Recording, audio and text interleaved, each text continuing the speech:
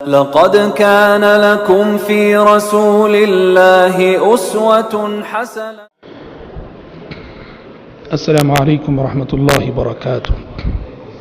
إن الحمد لله نحمده ونستعينه ونستغفره ونعوذ بالله من شرور أنفسنا ومن سيئات أعمالنا. من يهده الله فلا مضل له ومن يضلل فلا هادي له، وأشهد أن لا إله إلا الله وحده لا شريك له، وأشهد أن محمدا عبده ورسوله. يا أيها الذين آمنوا اتقوا الله حق تقاته ولا تموتن إلا وأنتم مسلمون. يا أيها الناس اتقوا ربكم الذي خلقكم من نفس واحدة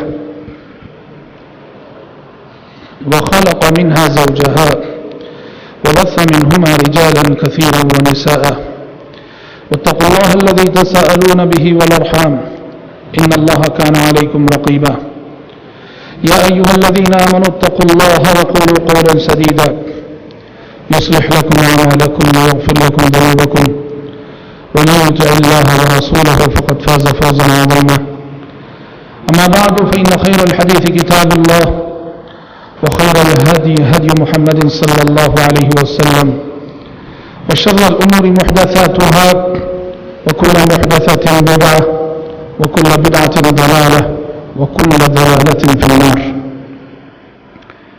حضرات، دروس سیرت کا جو مبارک سلسلہ آج سے تقریباً 13 دن قبل شروع ہوا تھا، الحمدللہ پچھلے 12 دروس میں نبی کریم صلی اللہ علیہ وسلم کی مکی زندگی کے تعلق سے ہم نے کافی تفصیل سے باتیں سنی، اور آج انشاءاللہ تعالی نبی کریم صلی اللہ علیہ وسلم کی مدنی زندگی کا آغاز ہو رہا ہے۔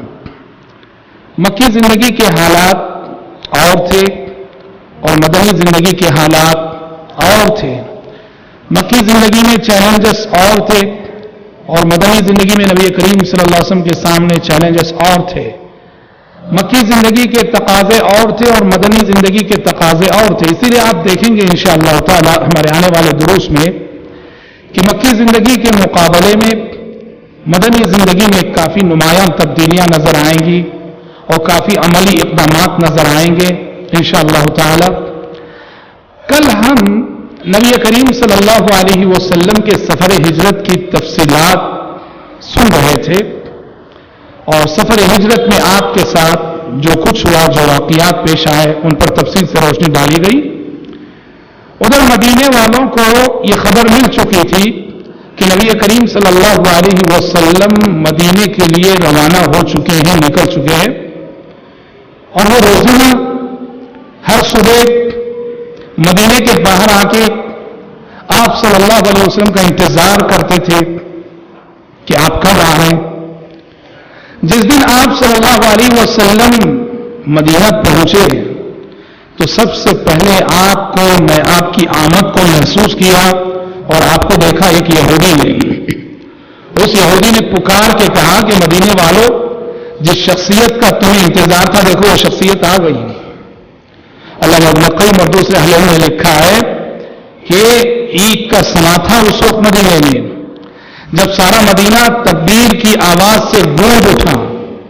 حضرات صحابہ کرام رضوان اللہ علیہم اجمعین نعرہ تکبیر لگاتے ہوئے آگے بڑھ کر انہوں نے پیارے نبی کا استقبال کیا، اور مدینہ داخل ہونے سے پہلے پیارے نبی صلی اللہ علیہ وسلم نے پہلے قباء میں چند دن قیام کیا، وہاں آرام کیا۔ مدینہ شروع ہونے سے پہلے آبادی آتی تھی قباء کی، اور وہاں ایک قبیلہ بنو عمرو بن عوف رہا کرتا تھا۔ وہاں نبی کریم صلی اللہ علیہ وسلم نے قیام کیا، اور بیشتر سیرت نگار لکھتے ہیں کہ 14 دن آپ کا وہاں قیام رہا، اور اس 14 دنوں کے قیام کے دوران نبی کریم صلی اللہ علیہ وسلم نے وہاں مسجد تعمیر کی، جو اسلامی تاریخ کی سب سے پہلی مسجد، اسلام کی جو گزشتہ 1400 سالہ تاریخ کی سب سے پہلی مسجد، جسے مسجد قباء کہا جاتا ہے، یہاں آپ صلی اللہ علیہ وسلم نے جو مسجد تعمیر کی، اور اللہ تعالیٰ نے اسی مسجد کا تذکرہ سورہ توبہ میں ان الفاظ میں کیا، لمسجد اسس علی التقوى من اول یوم احق ان تقوم فیہ، کہ اے پیغمبر وہ مسجد جس کی بنیاد روز اول سے تقوی پر رکھی گئی ہے، یہاں زیادہ حق بنتا ہے کہ آپ قیام کریں، نماز پڑھیں۔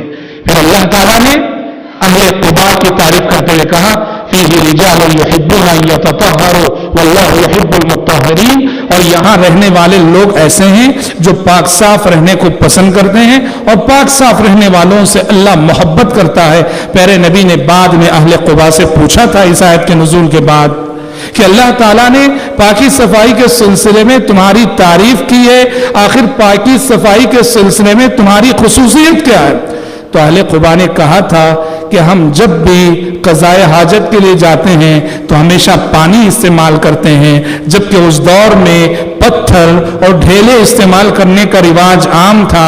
ایسے میں اہل قباء پانی استعمال کیا کرتے تھے، تو اللہ تبارک و تعالیٰ نے پاک صفائی کے حوالے سے ان کی تعریف کرتے ہوئے کہا فیہ رجال یحبون ان یتطہروا واللہ یحب المطہرین۔ حضرات یہاں ایک بات جو غور کرنے کی ہے، پیارے نبی ابھی سفر ہجرت سے آ کے پڑاؤ ڈالے ہیں، تھوڑا سا عارضی قیام قباء میں کیے ہیں، اور قباء میں جو 14 روز کا قیام تھا اس میں آپ نے مسجد بنائی، فوراً مسجد بنائی، اور ہم دیکھیں گے مدینہ پہنچتے ہی پہلا کام آپ یہ کریں مسجد بنا رہے ہیں۔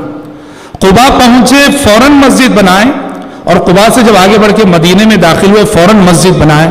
اس سے پتہ چلتا ہے جہاں بھی مسلمان بستے ہیں، جہاں بھی مسلمان جیتے ہیں، وہاں مسجد کا پایا جانا ضروری ہے۔ مسلم محلہ ہو اور مسجد نہ ہو یہ ہو نہیں سکتا، مسلم بستی ہو اور مسجد نہ ہو یہ ہو نہیں سکتا۔ بہت غیر ذمہ دار ہیں وہ مسلمان، اور دین سے بہت دور ہیں وہ مسلمان کہ پورا محلہ مسلم ہو اور مسجد بنانے کی فکر نہ کرتے ہوں، پوری آبادی مسلم ہو اور وہاں کوئی مسجد نہ ہو۔ قباء میں 14 دن کے لیے رک رہے ہیں تو آپ مسجد بنا کے آگے بڑھ رہے ہیں، اور مدینے میں داخل ہو رہے ہیں تو پہلے آپ مسجد بنا رہے ہیں۔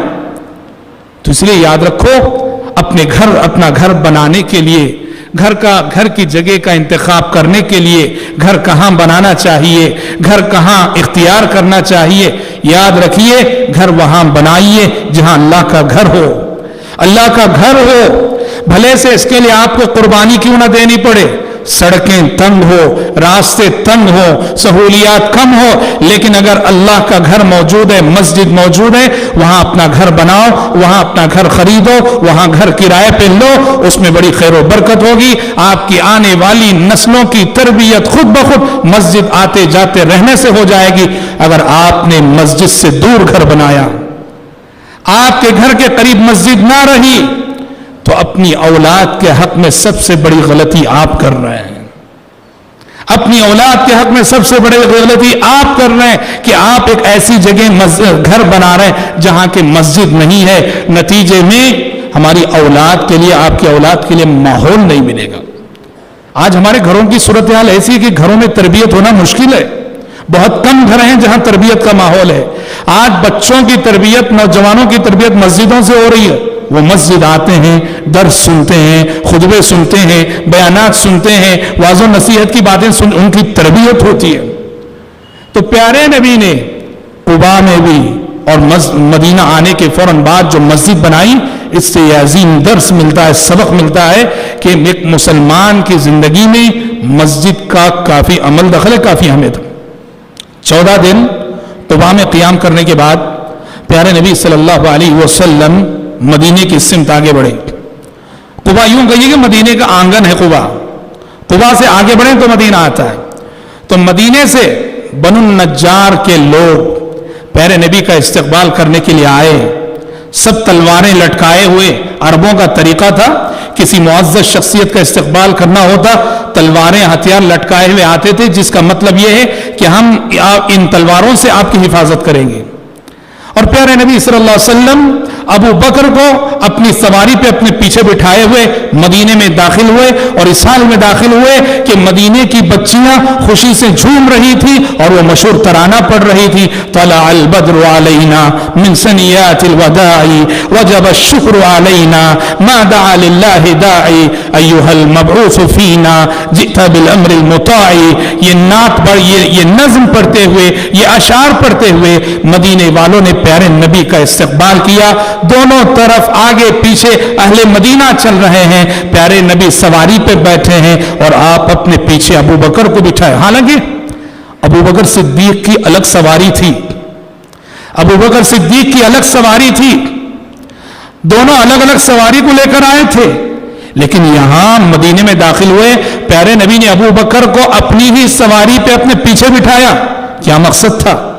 ایک تو مدینے والوں کو یہ پیغام دینا تھا ابو بکر سے اپنی قربت کا، کہ ابو بکر مجھ سے کتنا قریب ہے اور میں ابو بکر سے کتنا قریب ہوں، اور دوسرے مدینے میں داخل ہوتے ہوئے اپنے پیچھے ابو بکر کو جو آپ نے بٹھایا، اس میں اشارہ تھا کہ دنیا سے میرے جانے کے بعد خلافت میں میری جگہ لینے والی شخصیت ابو بکر کی ہے. پیارے نبی مدینے میں داخل ہوئے اور مدینے کے ہر صحابی کی یہ خواہش تھی کہ پیارے نبی کی مہمان نوازی کا شرف ہمیں حاصل ہو، وہ سعادت ہمیں حاصل ہو. پیارے نبی پہلے ہمارے گھر مہمان بنے. ہر صحابی کی درخواست تھی، جس صحابی کے گھر سے بھی آپ صلی اللہ علیہ وسلم کی اونٹنی گزر رہی تھی، ہر ایک کی درخواست تھی ہمارے ہاں تشریف لائیے. آپ نے کہا دعوها فإنها مأمورة، کہا کہ چھوڑ دو میری اونٹنی کو، یہ وہاں بیٹھے گی جہاں اسے بیٹھنے کا اللہ کی جانب سے حکم ہے. اور یہ اعزاز اس وقت صحابی رسول ابو ایوب انصاری رضی اللہ عنہ کو ملا. ایک روایت کے مطابق وہ اونٹنی سیدھے گئی اور ابو ایوب انصاری رضی اللہ عنہ کے گھر کے سامنے بیٹھے. اس طرح مدینے میں نبی کریم صلی اللہ علیہ وسلم کی مہمان نوازی کی سب سے پہلی سعادت ابو ایوب انصاری رضی اللہ عنہ کو حاصل ہوئی. حضرات مدینہ پہنچے. مدینہ پہنچنے کے بعد نبی کریم صلی اللہ علیہ وسلم نے 3 عظیم کام کیے، 3 بڑے کام کیے، اور ان تینوں عظیم کاموں میں ہمارے لیے اور آپ کے لیے بڑا درس ہے.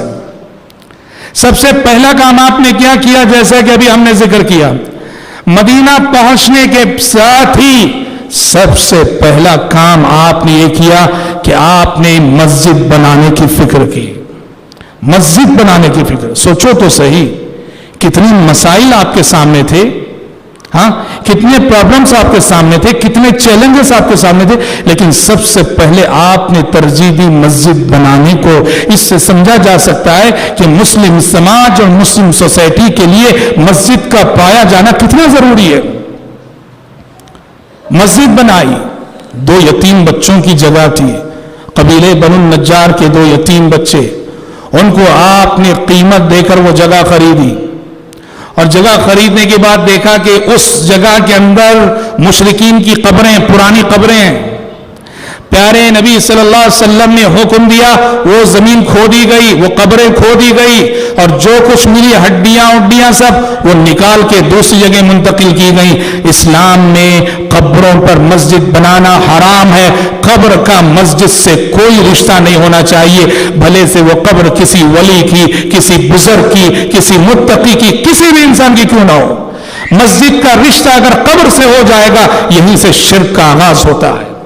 مسجد کو اگر آپ قبر سے جوڑ دیں گے، یہیں سے شرک کا آغاز ہوتا ہے. اس لیے شریعت کہتی ہے کہ مسجد اور قبر یہ دونوں کبھی جمع نہیں ہو سکتے. اور بدقسمتی سے افسوس کے ساتھ کہنا پڑتا ہے کہ سارے عالم اسلام میں، خصوصاً ہند و پاک میں، بر صغیر میں، ہم مسلمانوں نے قبروں کو مسجدوں سے جوڑ دیا، مسجدوں کو قبروں سے جوڑ دیا. جہاں مسجد ہے اس کے اندر قبر، اور جہاں قبر ہے اس کے اوپر مسجد بناتے ہیں.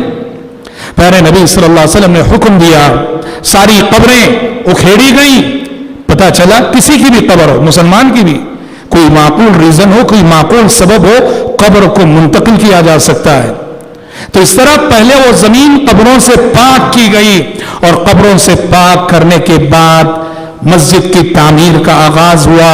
سارے صحابہ مسجد تعمیر کر رہے تھے، سارے صحابہ اینٹ پتھر منتقل کر رہے تھے. اور پیارے نبی ایسے نہیں تھے کہ آرڈر کر کے ایک کونے میں بیٹھ جائیں. سارے صحابہ منتقل کر رہے تھے. صحابہ کے ساتھ بھی آپ صلی اللہ علیہ وسلم بھی صحابہ کے ساتھ پتھر اٹھا رہے تھے، اینٹ اٹھا رہے تھے. صحابہ کے ساتھ آپ بھی محنت کر رہے تھے، اور ایک شعر پڑھ کر صحابہ کا حوصلہ بڑھا رہے تھے. اللہم لا خیر الا خیر الآخرہ فاغفر الانصار والمہاجرہ.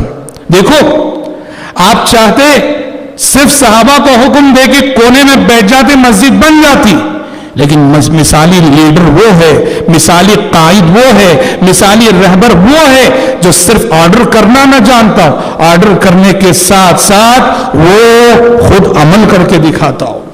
اس لیے پیارے نبی نے خود اپنے ہاتھوں سے پتھر اٹھایا، پیارے نبی نے اپنے ہاتھوں سے اینٹ اٹھائی، مسجد تعمیر ہو گئی۔ حضرات سوال یہ ہے کیا سبب تھا، کیا وجہ تھی کہ پیارے نبی نے مدینہ پہنچنے کے بعد سب سے پہلا کام یہ کیا کہ آپ نے مسجد تعمیر کی؟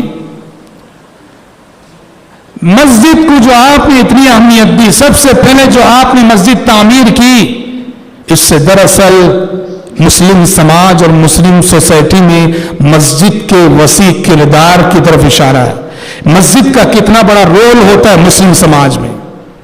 مسجد آج ہم نے صرف اس کو عبادت کا مرکز بنا رکھا۔ سچ ہے کہ مسجد کا سب سے بڑا مقصد یہ ہے کہ یہاں ہم 5 وقت جمع ہوں، مسلمان جمع ہوں، نماز پڑھے، جماعت میں حاضری دیں۔ عبادت اور نماز یہ اصل مقصد ہے مسجد کا، لیکن عبادت کے علاوہ بھی مدینے کے مسلم معاشرے میں مسجد نبوی کے کردار اور مسجد نبوی کے رول کو دیکھیے، بڑا وسیع کردار رکھتی ہے مسجد۔ چنانچہ آپ دیکھیں گے مسجد نمازوں کا مرکز، عبادت کا مرکز ہونے کے ساتھ ساتھ مسلمانوں کی اجتماعیت کا بھی مظہر ہے، مسلمانوں کی یونٹی، مسلمانوں کا اتحاد اور مسلمانوں کے اتفاق کا ایک ثبوت ہے مسجد۔ کیسے؟ مسجد میں جو 5 وقتہ حاضری ہوتی ہے، یہ حاضری خود بخود مسلمانوں کے دلوں میں ایک دوسرے سے ہمدردی پیدا کرتی ہے، ایک دوسرے کے حالات سے ہم واقف ہوتے ہیں، ایک دوسرے کی خبر گیری ہم کرتے ہیں۔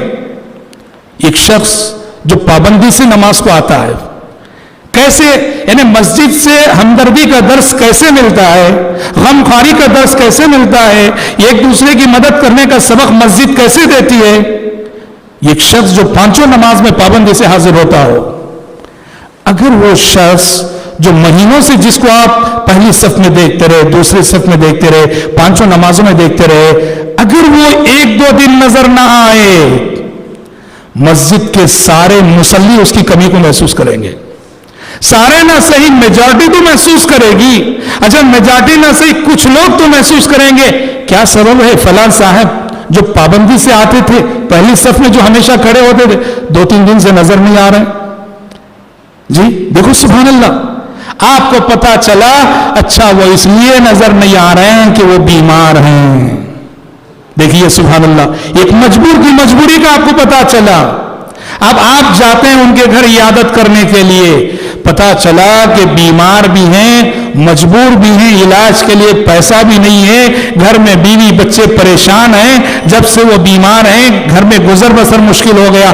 آپ کیا کرتے ہیں؟ ان کے لیے پیسہ جمع کر کے ان کے تعاون کرنے کی فکر کرتے ہیں۔ آپ نے اپنے ایک مجبور بھائی کا تعاون کیا، یہ سبق کس نے دیا؟ مسجد کی عبادتوں نے دیا۔ اس طرح مسجد مسلمانوں کی اجتماعیت، ہمدردی اور غمخواری کا درس دیتی ہے۔ اسی طرح میرے بھائی، مسجد بے سہارا لوگوں کا سہارا ہے، بے آسرا لوگوں کا آسرا ہے۔ آپ دیکھیے نبی کریم صلی اللہ علیہ وسلم کے زمانے میں وہ صحابہ جن کا مدینے میں کوئی گھر نہیں تھا، کوئی خاندان نہیں تھا، کوئی کنبہ نہیں تھا، کوئی قبیلہ نہیں تھا، ان کا اپنا کوئی نہیں تھا، کہاں رہتے تھے وہ صحابہ؟ مسجد نبوی میں رہتے تھے۔ مسجد نبوی کو سے متصل ایک چبوترا تھا جسے صفہ کہا جاتا تھا، اس چبوترے پر، اس صفے پر رہا کرتے تھے، اور ان صحابہ کے لیڈر تھے ابو ہریرہ رضی اللہ عنہ، اور ان کی تعداد تقریباً 70 کے قریب رہا کرتی تھی۔ اس طرح مسجد سوسائٹی، سماج کے ان غریبوں ناداروں کا سہارا اور ان کا مرکز ہوتی تھی جن کا کوئی ٹھکانہ نہیں۔ اور مسجد دارالفتاء ہے، وہ مسجد دارالفتاء ہے، وہ کسی کو بھی فتوے کی ضرورت ہو یہاں سے فتویٰ ملتا تھا۔ عہد نبوت میں کسی بھی صحابی صحابیہ کو کوئی مسئلہ دریافت کرنا ہوتا، سیدھے مسجد نبوی آ جاتے، سیدھے مسجد نبوی آ جاتے اور وہاں فتویٰ پوچھ لیتے۔ اس طرح مسجد دارالفتاء ہوئی۔ مسجد دارالفتاء ہونے کے ساتھ ساتھ دارالقضاء بھی ہے۔ دارالقضاء یعنی کورٹ۔ نبی کریم صلی اللہ علیہ وسلم کے زمانے میں کتنے چھوٹے بڑے فیصلے مسجد نبوی میں ہوا کرتے تھے. اس طرح مسجد کی حیثیت کورٹ کی بھی ہے جہاں آپ صلی اللہ علیہ وسلم بحیثیت جج لوگوں کے فیصلے فرمایا کرتے تھے. اور حضرات مسجد یہ مدرسہ بھی ہے, یہ اسلامک یونیورسٹی بھی ہے, یہ اسلامک کالج بھی ہے. اسلامی تاریخ کی سب سے پہلی یونیورسٹی مسجد نبوی ہے. اسلامی تاریخ کی سب سے پہلی اسلامک کالج مسجد نبوی ہے. اسلامی تاریخ کا سب سے پہلا مدرسہ مسجد نبوی ہے. کیا مطلب؟ شریعت کہتی ہے کہ تعلیم اور مسجد دونوں کا بہت گہرا رشتہ ہے. ایجوکیشن اور مسجد دونوں کا بہت گہرا رشتہ ہے. یہاں تعلیم ہونی چاہیے, یہاں درس کا اہتمام ہونا چاہیے. یہ ہماری تہذیب کا حصہ ہے. مدرسے تو بعد میں بنے, مدرسے کے نام سے الگ بلڈنگیں جو ہوئی وہ 3ری صدی 4تھی صدی ہجری سے سلسلہ شروع ہوا. پہلی صدی ہجری میں, 2ری صدی ہجری میں فارغین جو نکلتے تھے, علماء جو نکلتے تھے, مفسرین جو نکلتے تھے, محدثین جو پیدا ہوتے تھے, انہی مسجدوں سے پیدا ہوتے تھے. درس حدیث مسجد میں ہوتا تھا, درس تفسیر مسجد میں ہوتا تھا, نحو صرف کا گرامر کا درس مسجد میں ہوتا تھا. سب سے پہلی یونیورسٹی مسجد نبوی ہے, اور اس یونیورسٹی کے نمایاں فارغین میں پہلا نام صحابی رسول ابو ہریرہ رضی اللہ تعالیٰ عنہ ہے, جو دن رات شب و روز مسجد نبوی میں پیارے نبی کے ساتھ رہا کرتے تھے اور آپ کی حدیثیں سنا کرتے تھے. نتیجے میں انہیں یہ شرف ملا, یہ اعزاز ملا کہ سب سے زیادہ حدیثیں 5000 سے زائد نبی کی حدیثیں ابو ہریرہ نے روایت کی, جو مسجد نبوی کی اسلامک یونیورسٹی سے فارغ تھے. اور یہی وجہ ہے کہ آپ دیکھیے سعودی حکومت میں یا عرب ممالک میں یہ کلچر آج بھی باقی ہے. آپ الحمدللہ حج پہ جاتے ہیں, عمرے پہ جاتے ہیں, تو آپ دیکھیں, اللہ کرے آپ سب کو لے جائے رب العالمین, اللہم آمین. آپ دیکھیں گے مسجد حرام کے اندر بھی, مسجد نبوی کے اندر بھی الگ الگ مشائخ کا حلقہ درس ہے. کہیں کوئی شیخ ہیں جو حدیث پڑھا رہے ہیں, کہیں کوئی شیخ ہیں جو تفسیر پڑھا رہے ہیں, کہیں کوئی شیخ ہیں جو عقیدہ پڑھا رہے ہیں, کہیں کوئی شیخ ہیں جو فقہ پڑھا رہے ہیں. حتیٰ کہ مسجد نبوی کے اندر گرامر, عربک لینگویج, یہ سب چیزیں پڑھائی جاتی ہیں. ہر شیخ کی ایک ایک کرسی ہوتی ہے, ان کا حلقہ درس ہوتا ہے. آج بھی مسلمانوں نے اس کلچر کو باقی رکھا ہے. تو لہٰذا مسجد ہو وہاں مکتب ہونا چاہیے. ہندوستان میں الحمدللہ جو صباحی مسائی مکتب چلتا ہے, صبح و شام ہماری قوم کے ننھے معصوم بچے صبح فجر بعد, شام کو عصر بعد اور کہیں مغرب بعد, بلکہ بعض مساجد میں الحمدللہ سارا دن جو شعبہ تحفیظ چلتا ہے, یہ ہماری تہذیب کا حصہ ہے. مسجد اور تعلیم اس میں بہت گہرا ربط ہے. اور اسی طرح حضرات اگر آپ دیکھیں گے نبی کریم صلی اللہ علیہ وسلم کے زمانے میں مسجد کا ایک کردار یہ تھا. مسجد نبی کریم صلی اللہ علیہ وسلم کے زمانے میں قیدیوں کو باندھنے کی جگہ تھی, جہاں قیدی باندھے جاتے تھے. سمامہ بن اسال بنو حنیفہ کے سردار تھے, پکڑ کے لائے گئے. پیارے نبی نے کہاں باندھا ان کو؟ سمامہ بن اسال یہ کافر سردار کو پیارے نبی نے مسجد نبوی کے ستون سے باندھ رکھا. ہاں, کیا معلوم ہوا؟ معلوم ہوا کہ غیر مسلم مسجد کے اندر داخل ہو سکتا ہے. یہ کافر پکڑا گیا ہے, اس کو لا کے مسجد نبوی کے ستون سے باندھ رہے ہیں. کیا مدینے میں ان کو باندھنے کے لیے کوئی دوسری جگہ نہیں تھی کیا؟ مدینہ کتنا بڑا تھا, کیا وجہ ہے کہ یہ کافر کو پیارے نبی مسجد نبوی کے اندر باندھ رہے ہیں؟ ہاں, داعیانہ سوچ ہونی چاہیے, داعیانہ ذہن ہونا چاہیے, داعیانہ مزاج ہونا چاہیے. پیارے نبی کی نگاہیں دور تک دیکھ رہی تھی, کیونکہ سمامہ بہت سمجھدار انسان تھے. پیارے نبی نے مسجد نبوی میں اس لیے باندھا کہ یہ جب مسلمانوں کی نماز کا طریقہ دیکھیں گے, یونٹی دیکھیں گے, کس طرح ایک امام کی اللہ اکبر کہنے پہ اٹھتے ہیں, بیٹھتے ہیں, جھکتے ہیں, تو اسلام ضرور متاثر ہوں گے, اسلام ان کے دل پر اثر کرے گا. اور رزلٹ نکلا بھی. پیارے نبی نے مسجد نبوی کے ستون سے انہیں باندھ رکھا ہے, اور نماز کو جب بھی گزرتے تھے پوچھتے سمامہ سے, کیا کہتے ہو سمامہ؟ اور وہ کیا کہتے تھے؟ وہ بھی بڑے خوددار تھے. وہ کہتے ان تقتل زادن وان تنعم علی شاکر. کہا کہ محمد اگر آپ مجھے قتل کرنا چاہتے ہیں بالکل آپ کو حق ہے, آپ قتل کر سکتے ہیں, میں نے آپ کو بہت ستایا ہے. اور اگر آپ احسان کرتے ہیں مجھ پر تو آپ کے احسان کی ناقدری نہیں کروں گا. خاموش چلے جاتے اللہ کے نبی. دوسرے دن بھی وہی سوال کیا, کیا کہتے ہو سمامہ؟ وہی جواب ملا, اگر آپ قتل کرنا چاہتے ہیں قتل کیجئے, میں نے بہت جرم کیے ہیں آپ کے حق میں, بہت ستایا ہے آپ کو, لیکن اگر اگر آپ احسان کرتے ہیں تو آپ کے احسان کی ناقدری نہیں کرو. خاموش چلے گئے اللہ کے نبی. تیسرے دن پوچھا, بالکل وہی جواب دیا. پیارے نبی نے کہا کھول دو انہیں, رسی کھول دے, کہا جاؤ. اللہ اکبر. سمامہ گئے اور جا کر سیدھے غسل کر کے آئے, کہا کلمہ پڑھوائیے, مسلمان ہو گئے, اشہدو ان لا الہ الا اللہ و اشہدو ان محمد عبدہ رسول. لاؤ غیر مسلمین کو مسجد میں, اپنے دوست و احباب کو مسجد میں لاؤ, جمعہ میں لاؤ, دروس میں لاؤ. اور اللہ اکبر, ہمیں یہ جان کر بہت خوشی ہوئی کہ حلقہ خواتین میں ہمارے اس درس میں یہ غیر مسلم خاتون بھی شریک ہوتی ہیں. ہم ان کے حق میں دعا کریں گے کہ اللہ تعالیٰ ان کا دل اسلام کے لیے کھولے. اللہم آمین. غیر مسلمین کو مسجدوں میں لاؤ. غلط ہے وہ فتویٰ, اور غلط کہتا ہے وہ مفتی جو یہ کہتا ہے کہ غیر مسلم مسجد کے اندر داخل نہیں ہو سکتا. غلط ہے یہ فتویٰ. تو حضرات, پیارے نبی غیر مسلم کو مسجد کے اندر لایا کرتے تھے. وہ غیر مسلم کو آنے دو, اور دیکھو کیسے تو مسجد کا یہ بڑا وسیع کردار تھا. اور آپ کی خدمت میں جو وفد آتے تھے غیر مسلمین کے, ان وفود کا استقبال بھی آپ مسجد میں کیا کرتے تھے. اسی لیے آج بھی آپ جائیے, مسجد نبوی کے جو ستون ہیں اس میں سے ایک ستون پر لکھا ہوا رہے گا اسطوانۃ الوفود, یعنی یہ وہ ستون ہے جہاں پیارے نبی آپ کی خدمت میں آنے والے وفود کا استقبال کرتے تھے. اور یہ وفد غیر مسلمین کے ہوتے تھے, مسلمانوں کے بھی ہوتے تھے, غیر مسلمین کے بھی ہوتے تھے. یہ وسیع کردار ہے, یہ وسیع رول ہے مسجد کا مسلم سماج اور سوسائٹی میں. یہی ریزن اور یہی سبب ہے کہ مدینہ جانے کے فوراً بعد سب سے پہلے پیارے نبی نے مسجد بنائی. اور حضرات, دوسرا کام ہم نے کہا نا, مدینہ جانے کے فوراً بعد 3 اہم کام کیے پیارے نبی. تو پہلا کام مسجد بنائی. دوسرا کام آپ نے کیا, مدینے میں یہود رہا کرتے تھے. مدینے میں یہود رہا کرتے, یہودی. اور یہودیوں کے 3 مشہور قبیلے تھے, بنو قینقاع, بنو قریظہ, بنو نذیر. یہودیوں کے 3 مشہور قبیلے. پیارے نبی نے مدینہ جانے کے بعد ان یہودیوں کے ساتھ باقاعدہ عہد و پیمان کیا, معاہدہ کیا. کس بات کا معاہدہ کیا؟ کہا کہ دیکھو مدینے میں تم رہتے ہو, تمہیں بھی رہنے کا حق ہے اور ہمیں بھی رہنے کا حق ہے. تمہیں بھی جینے کا حق ہے, ہمیں بھی جینے کا حق ہے.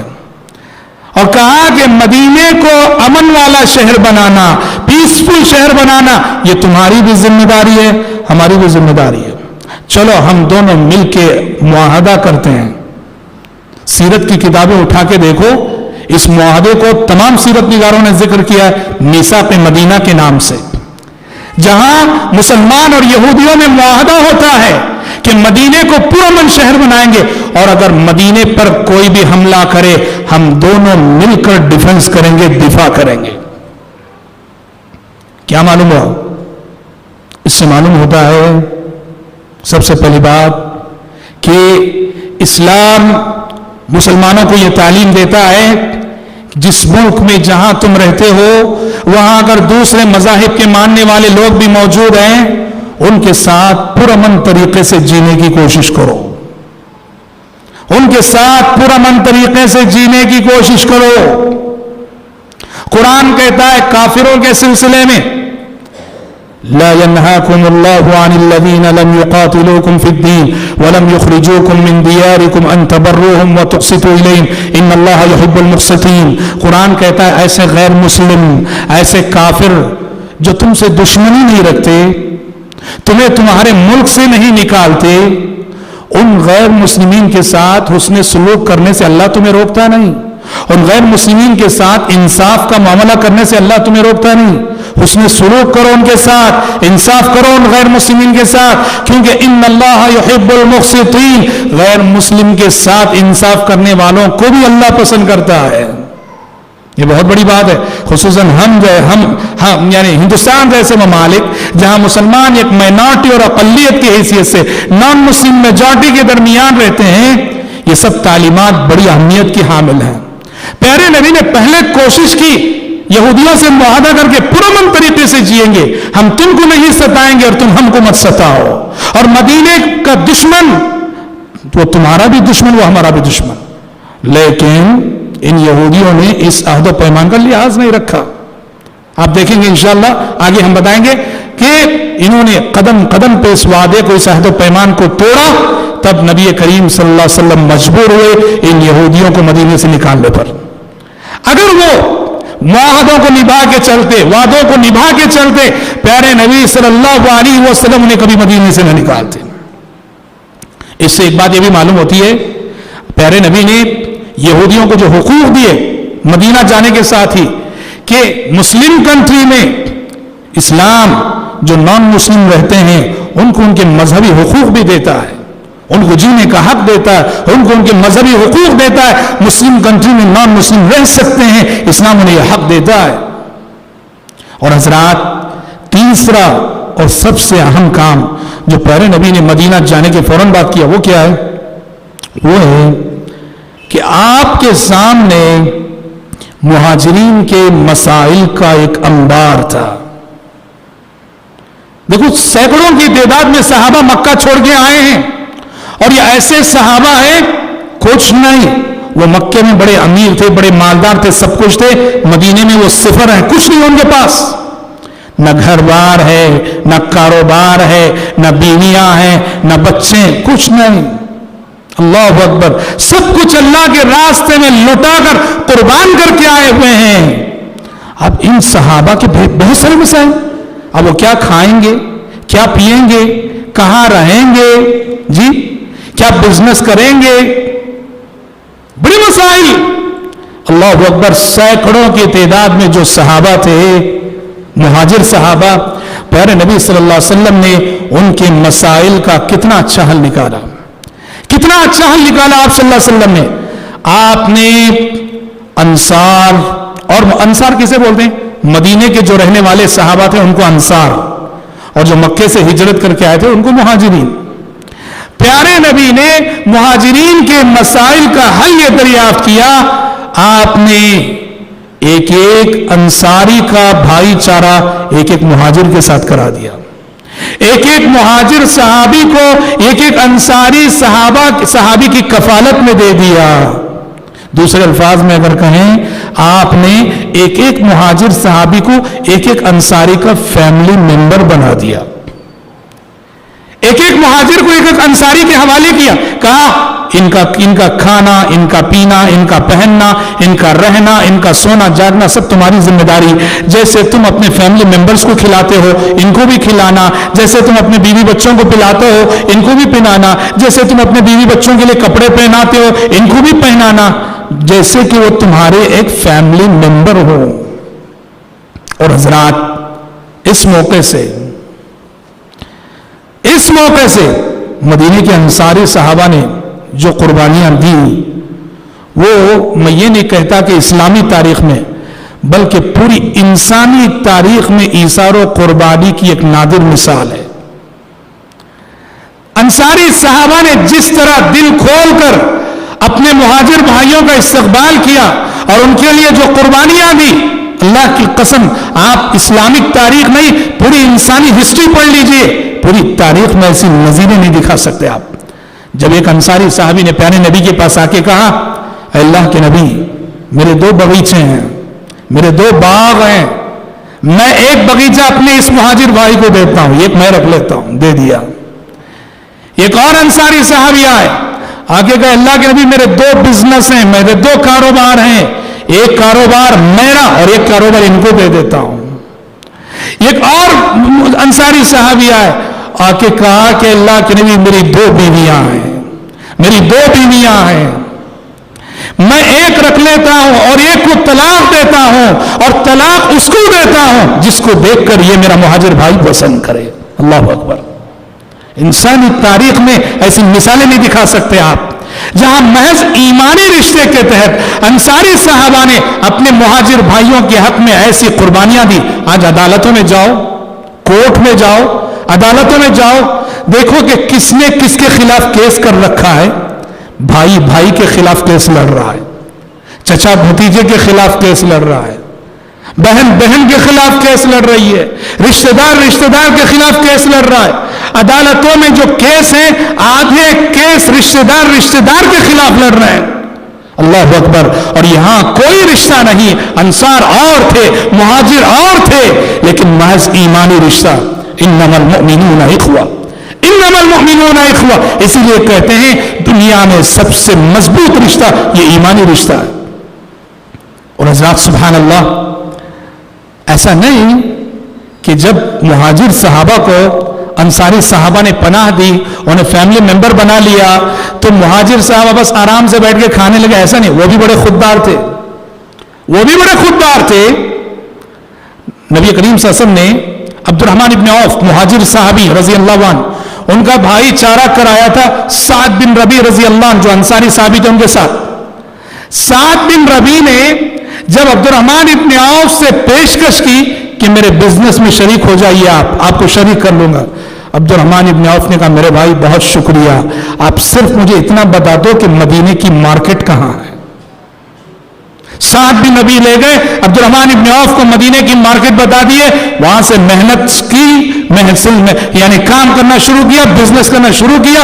اور آپ جانتے ہیں مدینے میں آئے تھے عبد الرحمن ابن عوف، صفر تھے، محنت کی، کام کیا، کمایا، بزنس کیا، تو ان صحابہ میں ان کا شمار ہوا جو مالدار ترین صحابہ تھے. جب ان کی وفات ہوئی، عبد الرحمن ابن عوف رضی اللہ عنہ کی 4 بیویاں تھیں، اور ایک ایک بیوی کو 80,000 درہم حصے میں آئے، جس کا مطلب یہ ہوا کہ ان کا کل چھوڑا ہوا مال 25 لاکھ درہم سے زائد تھا. اور درہم کی ویلیو کا اندازہ لگا، اس دور میں 10 درہم میں ایک بکری آ جایا کرتی تھی، 10 درہم میں ایک بکری آ جایا کرتی تھی، 200 درہم میں زکوٰۃ واجب ہو جاتی تھی.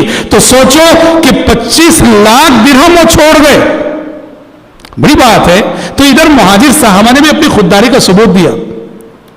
تو اس طرح میرے بھائی مہاجر صحابہ انصاری صحابہ کے گھروں میں فیملی ممبر کی حیثیت سے رہنے لگے، اور دل کھول کر، اللہ اکبر، کتنی بڑی بات ہے. ایک نئے آدمی کو ہمیشہ کے لیے اپنے گھر میں بسا لینا، یہ کتنی بڑی بات ہے. اور مدینے کے گھر گھر میں یہ ماحول تھا کہ مدینے کے گھر گھر میں ایک نیا آدمی بسا ہوا ہے اور پورے گھر والے اس کی خدمت کر رہے ہیں. اس حوالے سے کتب حدیث میں کئی واقعات آئے ہیں. مشہور واقعہ حضرت سلمان فارسی رضی اللہ عنہ اور ابو الدرداء رضی اللہ عنہ کا ہے. ابو الدرداء یہ انصاری صحابی ہیں، اور پیارے نبی نے ان کو جو دیا سلمان فارسی کو ان کے حوالے کیا. سلمان فارسی کا بھائی چارہ ابو الدرداء رضی اللہ عنہ کے ساتھ کرا. سلمان فارسی جو فارس سے آئے تھے اور جن کے قبول اسلام کی داستان ہم نے تفصیل سے سنائی آپ کو اپنے 4 یا 5ویں محاضرے میں. سلمان فارسی رضی اللہ عنہ ابو الدرداء کے گھر میں رہنے لگے. تو ابو الدرداء کی جو بیوی تھی ام الدرداء، ان کا کنیت، ام الدرداء کو دیکھتے تھے سلمان فارسی رضی اللہ عنہ ہمیشہ میلے کچیلے کپڑے پہنے رہتی ہیں. سلمان فارسی نے ایک مرتبہ ام الدرداء سے کہا کہ ام الدرداء کیا بات ہے، ہمیشہ میلے کچیلے کپڑے پہنی رہتی ہو، پاکیزہ کپڑے پہنو، بن سور کر رہو. یہاں آپ کے ذہن میں یہ سوال پیدا نہیں ہونا چاہیے کیسا دیکھے وہ ام الدرداء کو، اس لیے کہ اس وقت تک پردے کا حکم نہیں آیا تھا. پردے کا حکم بعد میں آیا. کوئی اجنبی مرد کسی اجنبی عورت کو نہ دیکھے، اس کے بعد سن 5 ہجری میں آیا تھا. یہ اس سے پہلے کا واقعہ ہے جب اجنبی مرد اجنبی عورت کو دیکھ سکتے تھے. تو ابو سلمان نے ام الدرداء سے کہا ہمیشہ میلے کچیلے کپڑے پہنی رہتی ہو. ام الدرداء نے سلمان سے کہا کہ سلمان، تمہارے بھائی ابو الدرداء کو تو ہماری کوئی ضرورت ہی نہیں، پاکیزہ کپڑے اچھے کپڑے پہن کے کیا کروں میں. مسئلہ کیا تھا جانتے ہیں؟ حضرت ابو الدرداء رضی اللہ عنہ بڑے عبادت گزار صحابی تھے، ہمیشہ عبادت میں، دن بھر روزہ، رات بھر تہجد، بیوی کا خیال نہیں، بچوں کا خیال نہیں. ان کی زبان، بیوی کی زبان ایک جملہ نکلا، میں بناؤ سنگار کروں تو کس کے لیے؟ تمہارے بھائی ابو الدرداء کو تو ہماری کوئی ضرورت ہی نہیں. یہ ایک جملے سے حضرت سلمان سارا میٹر سمجھ گئے اور انہوں نے یہ طے کیا کہ ابو الدرداء کو سبق پڑھانا ہے. دوپہر کا وقت تھا. ابو الدرداء گھر میں آئے، اپنی بیوی ام الدرداء سے کہا بھائی سلمان کے لیے دستر بچھا دو. بیوی نے دستر بچھایا، کھانا رکھ دیا. ابو الدرداء نے سلمان سے کہا بھائی سلمان کھا لو. سلمان نے کہا تم بھی کھاؤ. ابو الدرداء نے کہا نہیں میں نفل روزے سے ہوں. سلمان نے کہا روزہ توڑنا پڑے گا آج آپ کو. ابو الدرداء نے کہا نہیں توڑو. کہا کہ جب تک تم نہیں کھاؤ گے تب تک میں بھی نہیں کھاؤں گا. جب دیکھا کہ وہ نہیں کھا رہے ہیں روزہ توڑا حضرت ابو الدرداء رضی اللہ عنہ نے. روزہ توڑ کر کھانا کھائے سلمان کے ساتھ رضی اللہ عنہ. رات ہوئی، عشاء بعد ابو الدرداء گھر آئے. بیوی سے کہا بھائی سلمان کے لیے بستر بچھا دو. بستر بچھا دیا. ابو الدرداء رضی اللہ عنہ نے سلمان سے کہا سلمان سو جاؤ. سلمان نے کہا تم بھی سو جاؤ. کہا نہیں مجھے تو قیام اللیل کرنا ہے، تہجد پڑھنی ہے.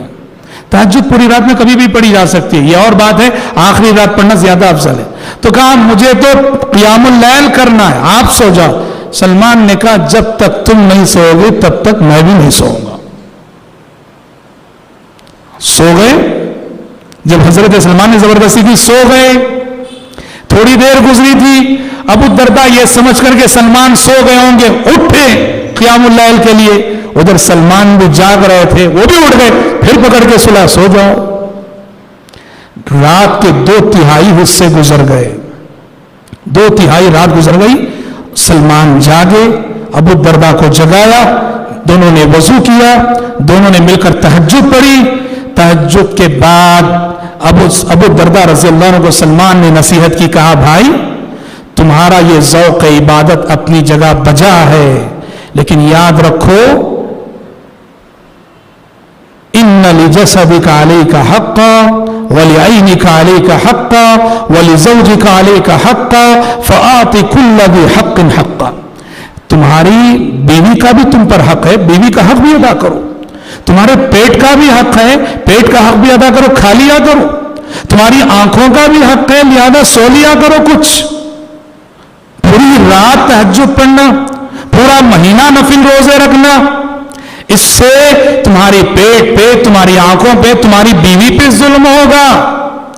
حضرت ابو الدرداء سیدھے فجر کی نماز میں مسجد نبوی گئے اور پیارے نبی سے سارا ماجرا سنایا. اے اللہ کے نبی دیکھیے بھائی سلمان نے کل زبردستی روزہ توڑوایا، کھلایا مجھے، اور آج زبردستی سلائے اور بعد میں تہجد پڑھنے کے بعد یہ نصیحت کرتے ہیں. تو پیارے نبی نے کہا صدق سلمان. پیارے نبی نے کہا سلمان نے سچی نصیحت کی ہے، سلمان نے سچی بات کہی ہے. اسلام یہ کہتا ہے بیلنس کرو. وہ تو رہبانیت ہے جسے کرسچنوں نے ایجاد کیا کہ کھاؤ مت، پیو مت، شادیاں کرو مت. دیکھو آج ان کی ننس ہیں، ان کے پوپ ہیں جو شادیاں نہیں کرتے، کہنے کو شادی نہیں کرتے. نعوذ باللہ ان کی زندگیوں میں جو بد عملیاں ہیں، جو بد اخلاقی ہیں اور ناجائز تعلقات کے جو کیس سامنے آتے ہیں وہ ساری دنیا جانتی ہے. شریعت کہتی ہے بیلنس کرو، بیلنس کرو. بیوی کے لیے کمانا، بچوں کے لیے کمانا، یہ بھی بہت ہی زیادہ باعث اجر و ثواب ہے. مسلم شریف کی حدیث ہے، پیارے نبی نے کہا دینار انفقتہ فی سبیل اللہ ودینار تصدقت به علی مسکین ودینار اعتقت به رقبہ ودینار انفقتہ علی اہلک افضلها الدینار الذی انفقتہ علی اہلک. پیارے نبی نے کہا تم 4 دینار خرچ کرتے ہو. 1 دینار تم نے جہاد کے راستے میں خرچ کیا، 1 دینار کسی مسکین اور غریب کو دیا، 1 دینار اس کے ذریعے کسی غلام کو آزاد کیا، اور 1 دینار اپنے بیوی بچوں پہ خرچ کیا. کہا ان 4 دیناروں میں اجر و ثواب کے اعتبار سے اللہ کے نزدیک سب سے افضل دینار وہ ہے جو تم نے اپنے بیوی بچوں پہ خرچ کیا. صحیح مسلم کی حدیث ہے. بہت بڑی بات ہے، بہت بڑی بات ہے. تو حضرت سلمان فارسی کا بھائی چارہ پیارے نبی نے جو ابو الدرداء کے ساتھ کرایا تو اس بھائی چارے سے یہ عظیم سبق اس امت کو ملا. حضرات یہ جو نظام مواخات، اس کو کہتے ہیں نظام مواخات، یہ جو بھائی چارہ کرایا نا اس کو کہتے ہیں نظام مواخات. یہ جو نظام مواخات ہے یہ حکم آج بھی باقی ہے، آج بھی ہم کر سکتے ہیں. میں جو بات خاص طور پہ کہنا چاہتا ہوں اس حوالے سے وہ یہ ہے کہ آج ہمارے سماج ہندوستانی ماحول میں ہمارے جو نو مسلم بھائی ہیں، ہمارے جو ریورٹس بھائی ہیں، بہنیں ہیں، ان کے بے شمار مسائل ہیں. ایک شخص جب اسلام قبول کرتا ہے، ایک ہماری بہن جب اسلام قبول کرتی ہے ان کی فیملی انہیں دھتکار دیتی ہے، فیملی سے باہر کر دیتے ہیں، ان کی تعلیم کا سلسلہ رک جاتا ہے، وہ بے سہارا ہو جاتے ہیں۔ ریورٹس کے اتنے پرابلمز ہیں، اتنے مسائل ہیں۔ ایک شخص کلمہ پڑھنے کے بعد وہ پہلے کرسچن تھا، مسلمان ہو گیا، ہندو تھا، مسلمان ہو گیا، سکھ تھا، مسلمان ہو گیا، مسلمان ہونے کے بعد اتنے مسائل میں گھرتا ہے۔ سوال یہ ان مسائل کا حل کیا ہے؟ ایک ہوتا ٹیمپروری وقتی طور پہ اسے کچھ پیسہ دے دیے، یہ ٹیمپروری حل نہیں چاہیے، پرماننٹ سولوشن چاہیے۔ ہمارے جو بھائی اور بہنیں ریورٹس ہیں ان کا پرماننٹ سولوشن اسلام جو ہے اس نظام مواخات کی شکل میں اپنے پاس رکھتا ہے۔ اس سنت کو نافذ کریں ہم، ایک ایک مسلم گھرانہ، ایک ایک فیملی ایک ایک ریورٹ کی ذمہ داری لے لے، اس کا کھانا، اس کا پینا، اس کی تعلیم۔ عید آئے تو جیسے ہم اپنے بچوں کو سلاتے ہیں اس کو کپڑے سلائیں، جیسے ہم اپنے گھر میں بچوں کو ٹہراتے ہیں اس کو ٹہرائیں، جیسے اپنی فیملی کو جس طرح سے ہم فکر کرتے ہیں، اگر مسلمانوں کی ایک ایک فیملی ایک ایک ریورٹ کی فکر کر لے، واللہ ریورٹس کے سارے مسائل ختم ہو جاتے ہیں۔ ورنہ دیکھو، یاد رکھو یہ خود ایک مستقل ٹاپک ہے، انشاءاللہ کسی وقت میں اس پر آپ کے سامنے گفتگو کروں گا۔ ہمارے جو بھائی ریورٹس ہیں ان کے کیسے کیسے مسائل ہیں، کیا کیا پرابلمز وہ فیس کرتے ہیں، خون کے آنسو رونے کے حالات ہیں۔ ہم پہلے تو اسلام کی نعمت گھر بیٹھے مل گئی اس کی قدر نہیں، اور جو لوگ اتنی بڑی قربانی دے کے اسلام میں آتے ہیں ان کے ساتھ ہمارا سلوک ایسا ہے، پتہ نہیں اللہ کے پاس کیا حشر ہوگا ہمارا۔ جب ہمارے کئی ریورٹس کو بعض مسجدوں میں محض اس لیے داخل ہونے سے روکا گیا ہے اس نے خطرہ نہیں کیا، نکالو اس کو مسجد سے باہر، لا حول ولا قوت الا باللہ۔ کس نے بتایا سب؟